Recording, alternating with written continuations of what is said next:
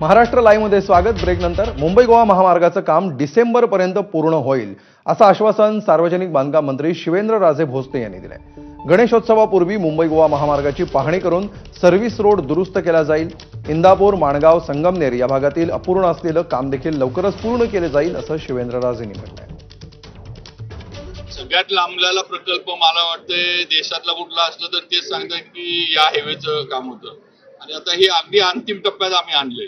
देवेंद्रजी फडणवीसांचं पण लक्ष आहे की हे पूर्ण करायचं आणि मी सांगू इच्छितो की डिसेंबर पर्यंत म्हणजे या डिसेंबर पर्यंत इंदापूर, माणगाव आणि संगमेश्वर हे तीन हे सोडले तर बाकी संपूर्ण अगदी चिपळूणचा ब्रिज सुद्धा जो मध्यंतरी तिथं अपघात झाला तो पडला, हा ब्रिज सुद्धा चिपळूणचा जो आहे तो डिसेंबर पर्यंत पूर्ण होईल, वाहतुकीला खुला होईल।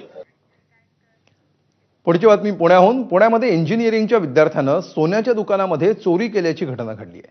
कर्नाटक